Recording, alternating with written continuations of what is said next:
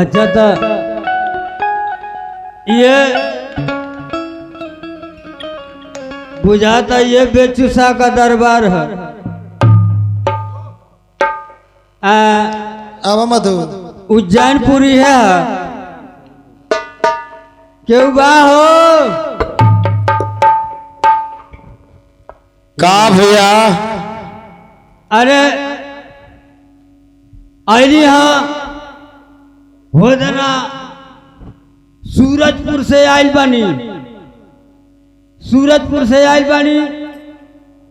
चंदू नरेश भेजली हाँ गावना लेके आयल बानी गावना। अच्छा तो सूरजपुर से गावना लेके आयल बड़ा?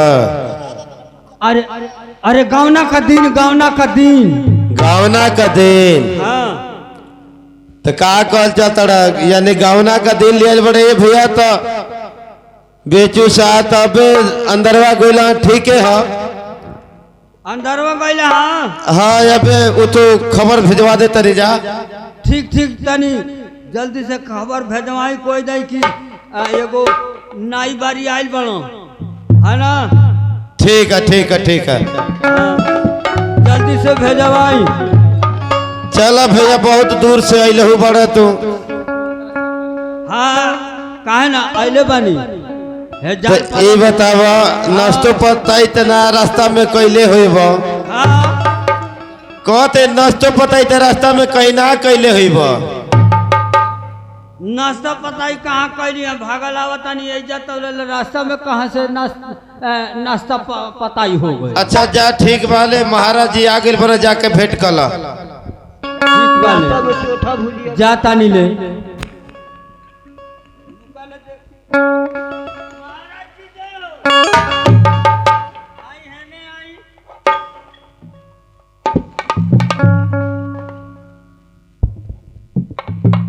देखी भाई गावना का दिन आयल बा। अच्छा चंदू नरेश भेजले बानी यानी आपका समझी जी। अच्छा अच्छा सूरजपुर से ये गवना का दिन भेजली हम। देखिए ये गवना का दिन सुनिश्चित बा, एक पढ़ के सुना दें। अरे मैं सुन लूंगा तो। बैसाख सुदी एकम के बाराती आई। अच्छा बैसाख सुदी दूज के विदाई बा। एक ही दिन कुल बा? दूज के मने हाँ हाँ एकम दूज ना रहेला। दिन आतवार के बाराती आई, सोमवार के विदाई। ठीक है। तारीख 16 के आई, 17 के विदाई। हाँ देखब तनी बफर सिस्टम रहे। एगो काम करब, ढेर अलंजर पलंजर नैखे करके, ढेर पवारा नैखे करके, ऐसा न मीडियम में रहे व्यवस्था। अब बाराती आई है तो तुरंते का करब कि खाना खिया दे है ना। खानवा खिया के तुरंत वही पर करिएवा छनवा चला दे। हाँ ये खाला पानी पियाब, खाला खाना खियाब तो तनी टाइम लगी। सर दे खिया पिया के बारात। ठीक है। हाँ ले हाय ले ले।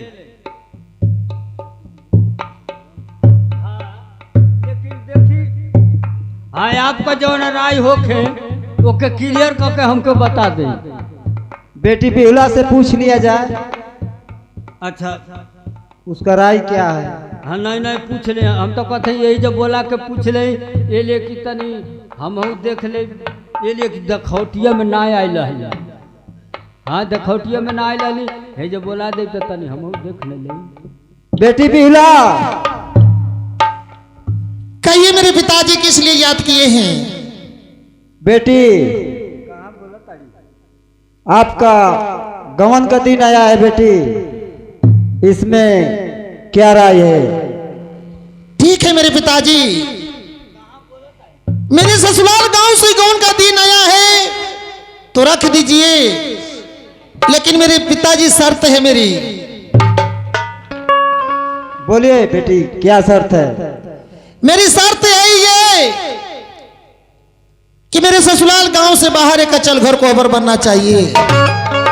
हमारे ससुराल गांव से बाहर एक अचल घर कोबर बनना चाहिए। अचल घर कोबर ऐसा बनना चाहिए उसमें हवा धुआं ना प्रवेश करे। और आपकी है से मेरे पिताजी यानी हमारे मायके से पांच देवताओं चाहिए, गरुड़ देवता, बिल्ली, साकर, कुत्ती। तब तो मैं गवन जाऊंगी, न था नहीं जाऊंगी मेरे पिताजी। सुने मेरी बेटी बोली क्या? गांव से बाहर एक अचल घर बनना चाहिए। हाँ, अचल घर ऐसा हो जिसमें हवा और धुआं प्रवेश न हो। प्रवेश न करे। तब तो आपकी बेटी दूल्हा गाँव जाएगी, अन्यथा नहीं जाएगी। नहीं। दहेज में जैसे साकर, कुत्ती या बिल्ली या गरुड़ देवता ये कुल ले जाके का करिए दादा हैं? हमके तो ढेर है कुतिये से डर लागत है। हाँ, राज दरबार में हम ही के रहे के बाद अका जाने गईली कटाई हुई चबुआ के धले 22 को सुई लगवाए को पड़ी।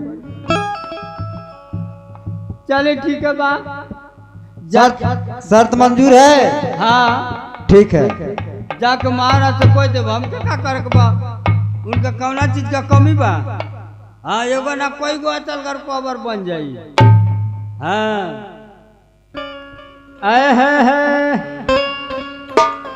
ए मास्टर का कहीं के करा से कहीं सब अपन बेचता। का कहीं के करा से कहीं सब अपन बेचता। केहू जवानी बेचता, केहू कहानी बेचता, केहू दूध में मिला के पानी बेचता। का कहीं के करा से कोई सब अपन बेचता।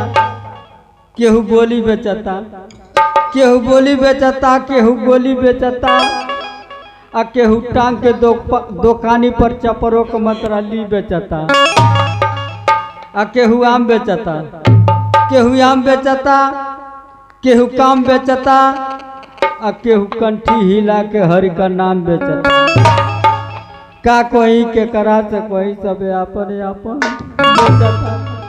केहू ऊपर के बेचता, केहू ऊपर के बेचता, केहू नीचे का बेचता, और केहू टांग के दुकानी पर बीचे का बेचता। अरे का ऊपर का बेचता, का नीचे का बेचता, बीचे का बेचता रे? अभी इनके शंका हो गई। काहे ने के शंका ने के भाई? अरे ऊपर का मन है केहू टोपी बेचता। अच्छा। और नीचे का केहू जूता बेचता। अच्छा। अब बीचे का खोल के दिखा दे का? अरे खोल के ना दिखाओ, कोही के बताओ। बीचे का मैंने हाई अंडरवियर का कहल जाला? चड्ढी। चड्ढी। तो ये मर्दवा तो नहीं खोल के बताई तो। हाँ, केहू चड्ढी बेचता। ए मास्टर, चलते चलते तर्ज लाग गई। कैसे हो? आ तरजिया कैसे बा हो? अरे झगड़ा करा दी, घर बटवा दी। अरे झगड़ा करा दी, घर बटवा दी। तन नाला जाती हो कि भैया हो मड़ई में गरई भौजी खातिया हो।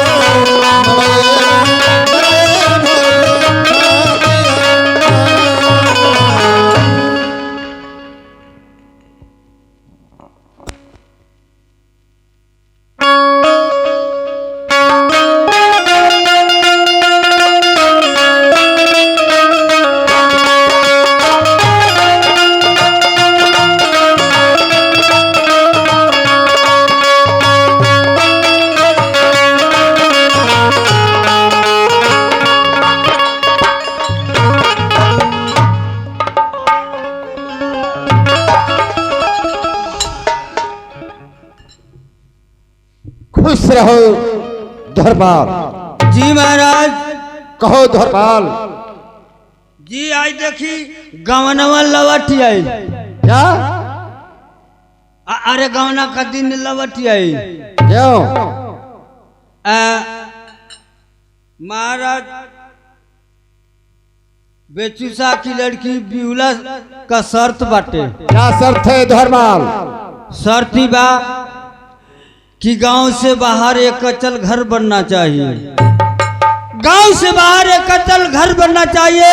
अचल घर ऐसा हो जिसमें हवा और धुआं प्रवेश न करे, तब तो मैं गांव जाऊंगी, अन्यथा नहीं जाऊंगी। मैके से अपनी ले आवताड़ी दहेज में। क्या? साकर कुत्ती, बिल्ली, गरुड़ देवता। ठीक है धर्मपाल, तो हमारे राज में भिड़ोरा पिटवा दो। जितने राजमिस्त्री हैं उन लोग को बुला कर अचल घर कोहबर बनवाओ, और राजमिस्त्री से कह देना जी कि अचल घर कोहबर ऐसा बनना चाहिए कि जिसमें धुआं और हवा न प्रवेश करे। यो बात बा राजमिस्त्री मने, तब तो भाई राजमिस्त्री काबिल। हाँ धर्मपाल। बढ़िया राजमिस्त्री जे रही है न बनाई वैसा। हाँ धर्मपाल। अचल घर कोहबर। हाँ अच्छा से ऐसा बनना चाहिए। हाँ तो दुखी ले राजमिस्त्री के बोलाव तारी देखी, है ना। हाँ बुलाओ। बढ़िया से बढ़िया राजमिस्त्री अगर आ जाई हैं तो तड़ दे अचल घर कोहबर तैयार हो जाई। बुला कर बनवाओ। राजमिस्त्री हो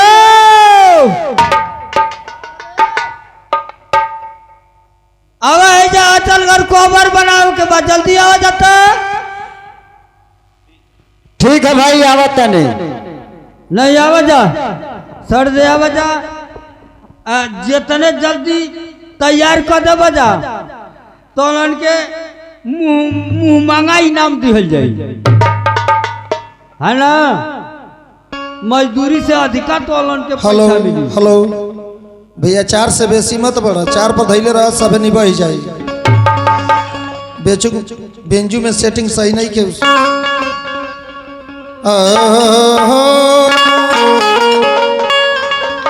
अरे पापी बोला, अरे पापी हारा बोले, कोई लरी बोले, लेहोनी सुरहतिया, कोई लरी बोले, लेहोनी सुरहतिया, कोई लरी बोले।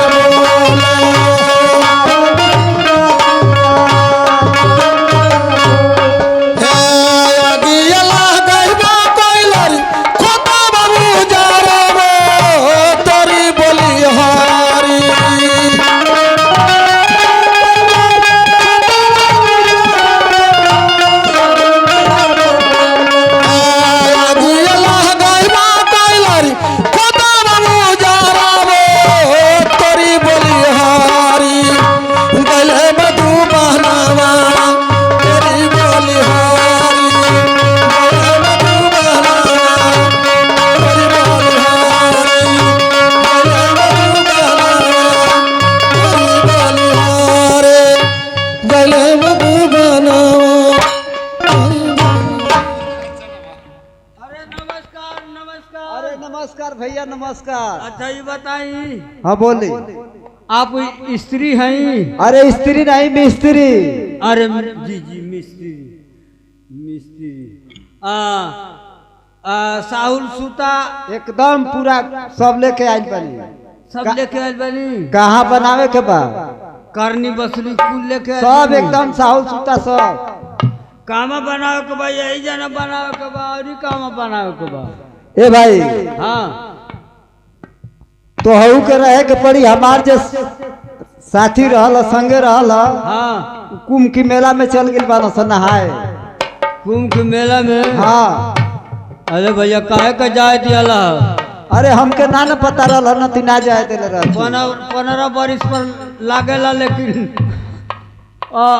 अगली बेरी लागल रहे तो माने अरे अभी लागल बा 10 से 5 लोग मरल रहला, लेकिन ए बेरी जब लागल रहा माने तमाम लोग मर गए है ना।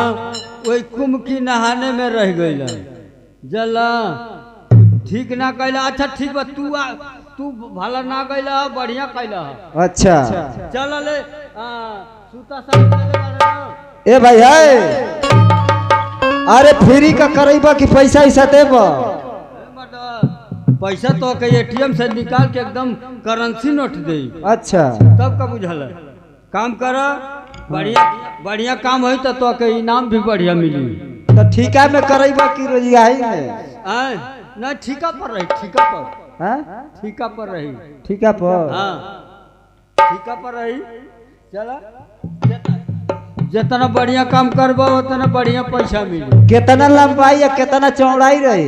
लंबाई? हाँ लंबाई ज्यादा नहीं, 15 फीट लंबाई रही। अच्छा अब 25 फुट चौड़ाई। ए बेटा। हाँ 15 फीट। ठीक है तो भाई इतना चौड़ा चौबे करी। हाँ 15 फीट लंबाई और चौड़ाई कितना रहला? आप मिस्त्री है बता दें। जितने तू कहबे उतने में हम बना दे। चल ठीक।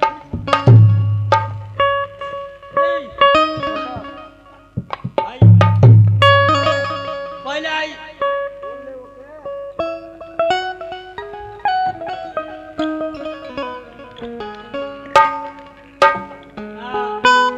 पहले आई सूता के लता।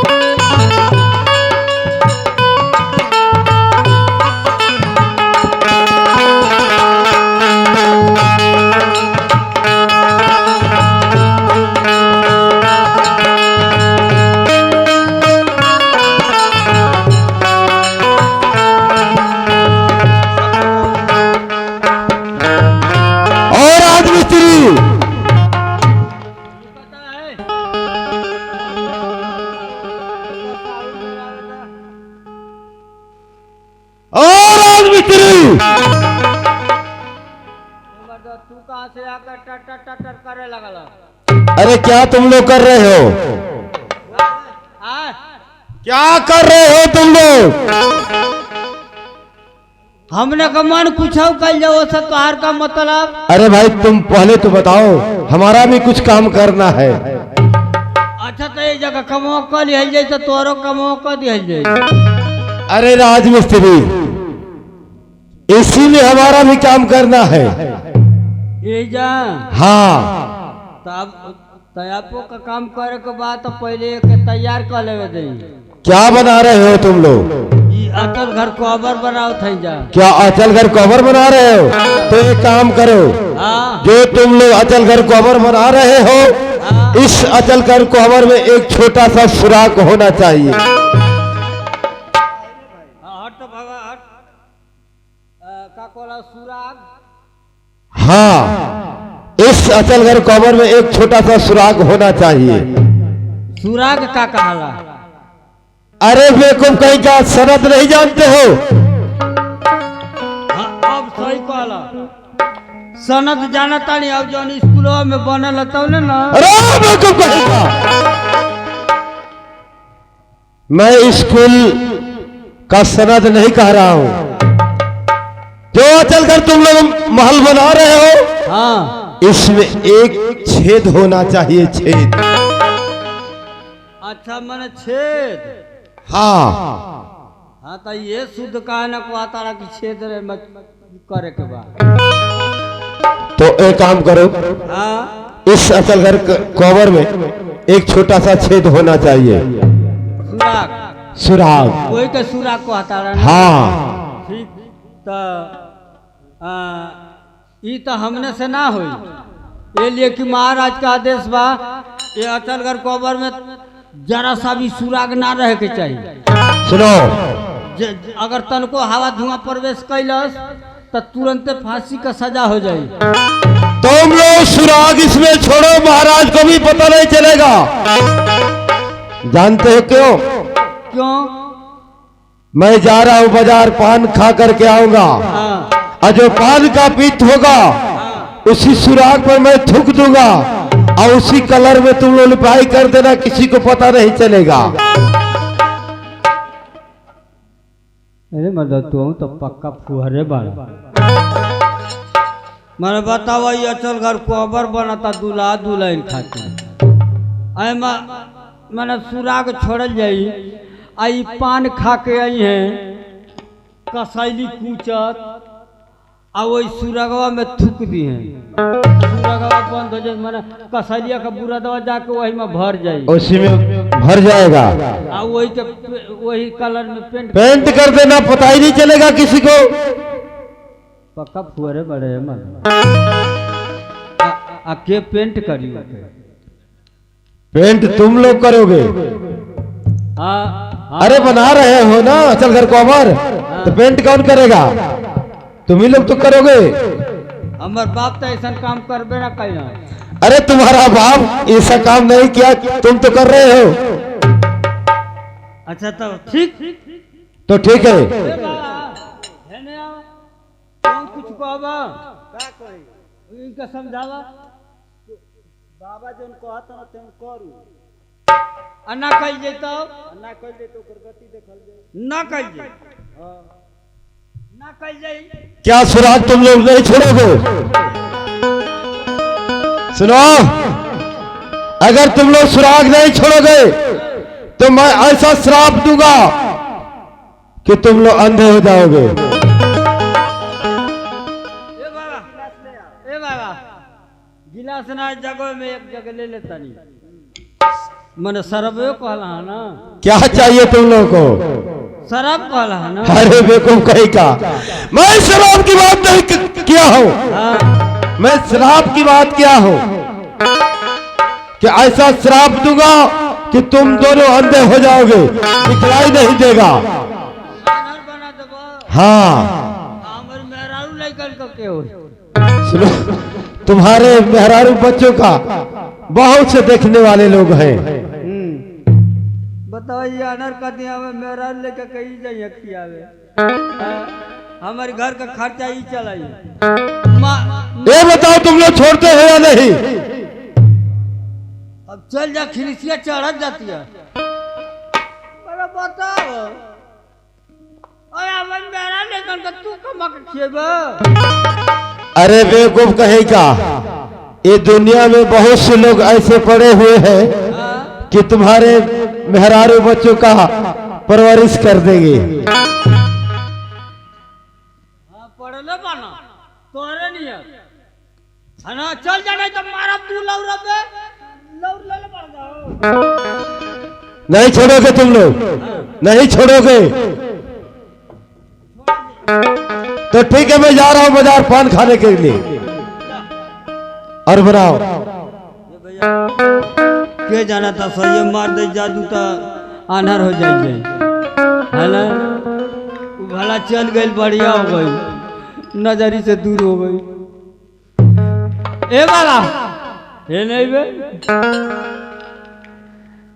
आनर बना दे रहे तो तू वो जब बैठौले बाड़ा ना हौ जन मोटी चकिया चकिया का आटा खा के दबिला भइल बिया तोरा जौन बा कुल मामला बेकार हो गइल है।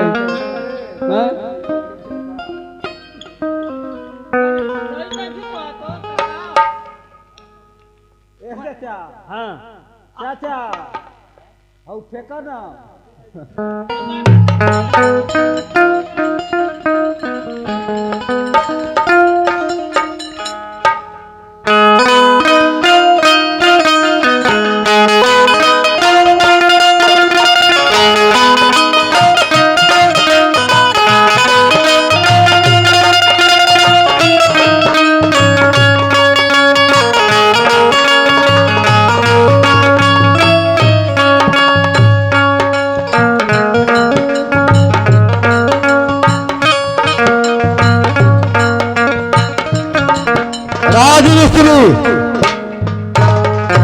बहुत सुंदर तुम लोग अचल घर गोबर बनाए हो जी।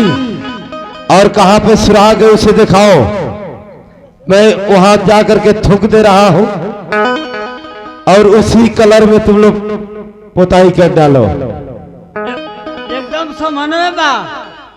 तो ठीक है, मैं जा करके थूक दे रहा हूं, ठीक ना? उसी कलर में पोताई कर दो।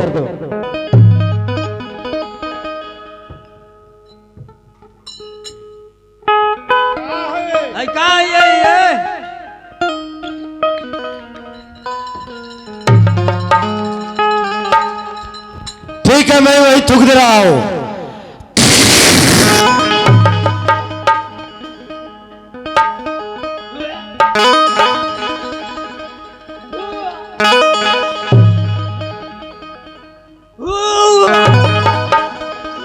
अरे बाप रे बाकारी, अरे खाची थूक दिया ये बुझाता कि खैल को बाहर हो जाई।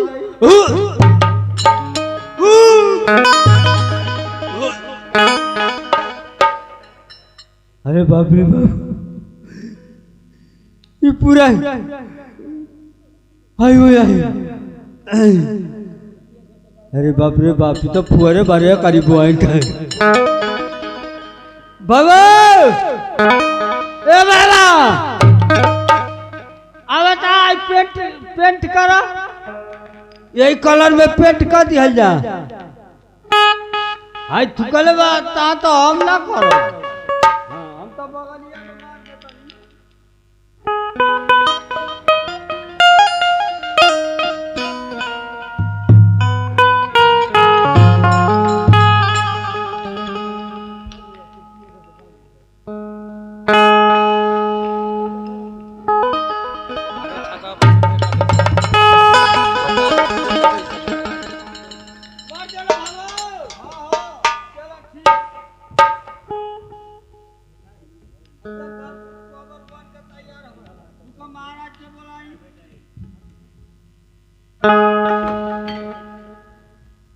रुका, अचलगढ़ कोबर बन के तैयार हो गई। महाराज चंदू नरेश के बुलावत आनी। महाराज महाराज कहो तोहरपाल जी, आई अचलगढ़ कोबर बन के तैयार हो गई। हाँ तोहरपाल, अचल घर कोहबर तो बहुत सुंदर बना है जी, बहुत अच्छा बना है एकदम इतना सुंदर बनल बना हाँ तोहरपाल कि अब का एकर वर्णन करी, है ना? जानतानी वो मिस्त्री बहुत बढ़िया मिस्त्री आई जानतानी मऊ का जौन ओवर ब्रिज बनल बना। हाँ हाँ मुंशीपुरा वाला उहे बनौले हम। वही मिस्त्री बनाए हैं। हाँ बहुत बढ़िया, बहुत बढ़िया। हबड़ा कपूर उहे बनौले हम। ठीक है धरपाल जी अब तो चल घर कोहबर बहुत सुंदर बना है। जी चली तबे अब ये काम हो है। बोलो। बारात का तैयारी हो है। हाँ धरपाल हाँ अब हम लोग बारात की तैयारी करें। जी चली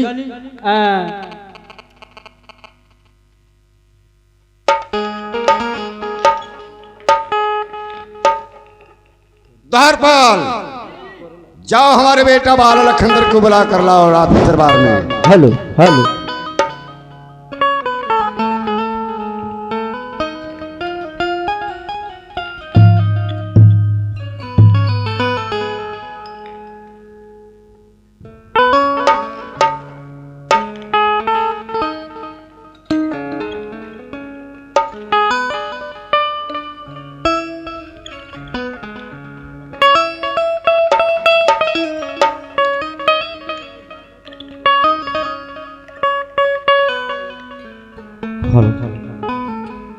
पिताजी के चरणों में माला का प्रणाम सत्कार हो। पिताजी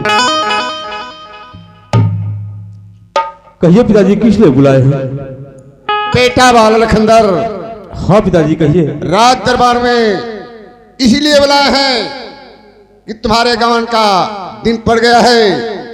अपने दोस्त मित्र को ले लो और हम लोग बारात की तैयारी करें। गमन कराने के लिए चलो। ठीक है पिताजी ये तो अच्छी बात है।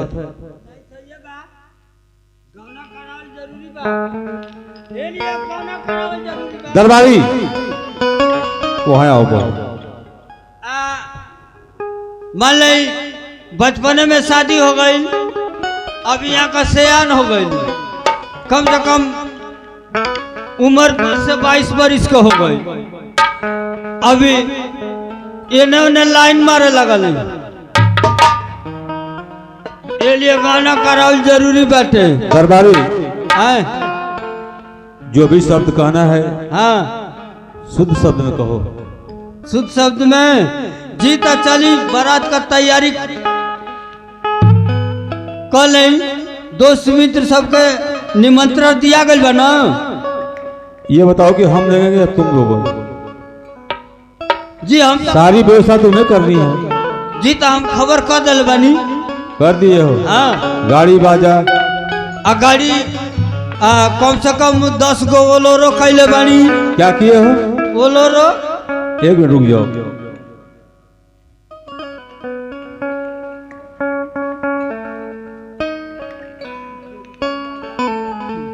अब बोलो क्या किए हो? गाड़ी में कौन सी गाड़ी किए हो? VIP गाड़िया का कहा ले? नाम बताओ। ओलोरो। क्या चीज? ओलोरो। क्या? Bolero Bolero Bolero. हाँ उसके बाद क्या किए हो? बोलोरो 10 गो कार्पियो। क्या? कार्पियो। इधर आ जाओ।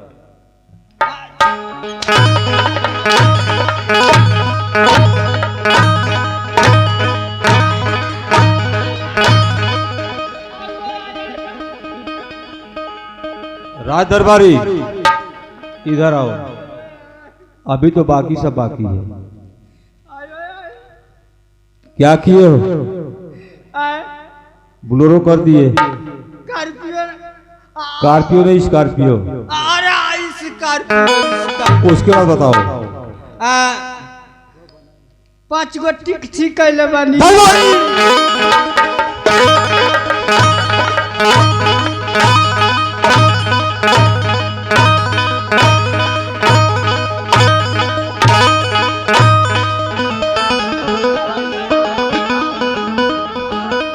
खड़े हो जाओ।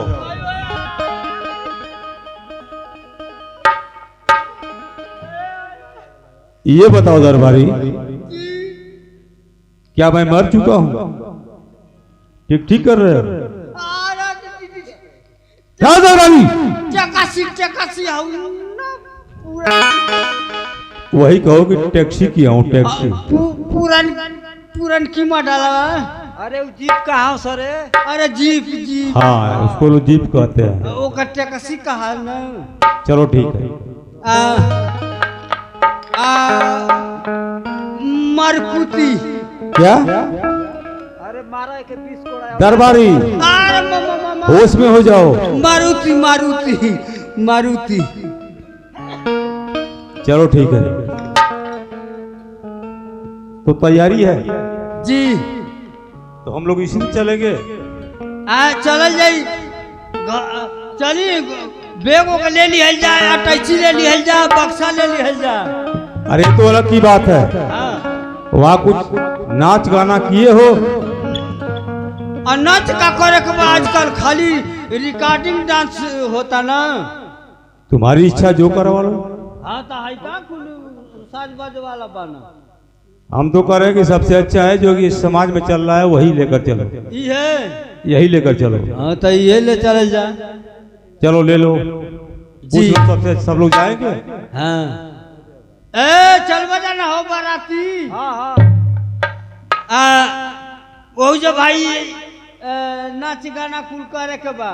तो सट्टा उठा करब तब न। सट्टा तब का फ्री में जाए के? ए मर्द सट्टा सट्टा का कहला बयाना ले ला जा। हाँ वह बयाना दे। हाँ अब पूछ ले कि सब दरबारी जी। बोले ये पूछो हाँ ये लोग जाएंगे, सट्टा लिखाओगे, जाएंगे हाँ। तो बजाएंगे तुम्हारा कि नहीं बजाएंगे? हाँ पूछ ले सबसे। अच्छा ये बताओ जा सट्टा अगर लिखा जाए तो जब बजवाई बजाना। ऐसे नहीं होगा। हाँ पहले एक लोग से पूछो, दूसरे से पूछो, तीसरे से पूछो। ठीक। यानी जो भी बजाने वाले हैं हाँ सबसे पूछो कि हाँ हमारा बजाओगे कि नहीं बजाओगे। अरे हमार बजाओ के बाकी वो जा सजवा बजाओ के बा। वही चीज पूछ लो। हमें जा साथ रखल बनी। अरे भाई पूछ के फिर बताओ। ये उल्टे बोला था ना। हाँ अच्छा ये बतावा जा। बोल। ई चारों जना संग ही बजावला जा। हाँ ये खाली बजेबा तो मजा ना आई। पारंपरिक बजेबे जा। पारंपरिक बजेबे तब तो ठीक बा। हाई संगे बजेबे जा तो नहीं थे ठीक। एक संगे बजेबे जा। ए मतलब ये तो हथियारे बना सा। कहता ना था कि एक संगे बजावल जाए। ये तो जाने ले लिया सब बजाओ तो बजाओ। भर रात मुआ घलिए सब।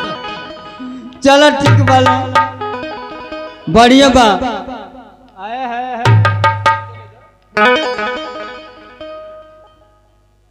अच्छा ये बतावा तू बजाइबा ना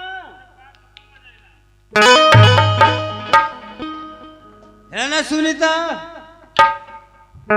कहता ना कि पाइप पाइप तो खूब बजाई। सही बात है। जब वो तुम्हारा सम सुर पाएंगे तभी तो बजाएंगे। अच्छा शमसूर और क्या समझो, तुम्हें पाएंगे तो बजाएंगे। हम दूसरे बुझ गए। उनसे पूछो। है ढोलक मास्टर बजाइबा ना। हाँ तो ये ढोलकिया वाला और ही खतरनाक बा। क्या कर रहे हैं? कहता कि बजाए तो मैं अखड़वा फूट जाई। तो भाई जब वो बजाएंगे तुम करवट मार जाओगे तो दिक्कत होगी ना। अगर पिछड़ दूर बजावला हथियारे वाला है मर्दवा। आगे पूछो। झाल वाली अब झाल वाले तुम भी बजाते हो ना। ठंडी बा है मना बजाई तब कब बजाई? चलो ठीक बा ठीक बा। ए नगारा मास्टर तू बजाइबा ना। हम बजाओ तो मुआ दे। बजाओ तो मुआ दे। उतने ना भाई बुढ़वा के बुझाता नहीं। उनका बतिये ना समझला। हाँ मुँह ये ना हाँ तुम्हारे घर ले पहुंच जाइए। अब का वो घर ले पहुंचे अब का मुँह है। हाँ तो एक बार बजवाई के देख ला। अब लड़ुआए लगा खुदे बजा बजा। तो एक बार बजवा के देख ला। हाँ ए माई सर चल जाइए बाराती। बाराती चल जाई। वही जा ये पूरा नाच वाला साज बाज वाला सब संग ही जाई। अच्छा हाँ आ द्वार पूजा लगावे के बा। ए भाई तो हमनी के कोनो गाड़ी बोर्ड करी हो। बोर गाड़ी हाँ बोर गाड़ी करे के बा। 8 सेट का चलो तब बेगो के ले आई। हाँ ले ले आओ।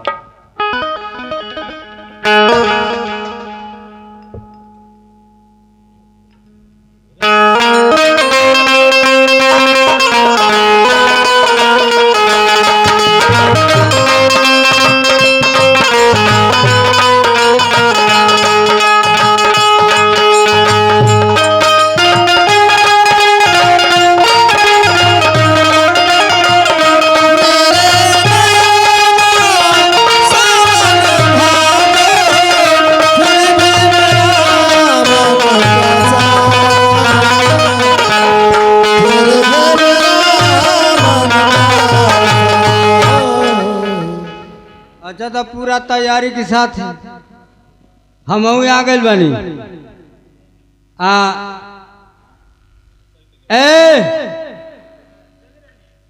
ए मास्टर देखा जाला तैयारी के साथ हम आ गई। चट जना द्वार पूजा लगा दे के बा। नहीं न अपने मोलाला के अपन परिछब मेरा शुरू कर सरदारी अभी तो हम लोग चल रहे हैं बारात लेकर के, तब तक ये सब क्या हुआ? माने वही जब 5 तारीख की द्वार पूजवा लागी तो चलो पहले चले हम लोग बारात। हाँ चला हो सरदारी हाँ रास्ते में कोई ऐसा गाना गाओ हाँ ताकि हम लोग का सफर कट जाए। ठीक ठीक। ए भैया रास्ता में चलते चलते एगो तरज लग गई। एगो भौजाई अपना नन से कहत यारी का हो आ का कहत यारी हो का कहता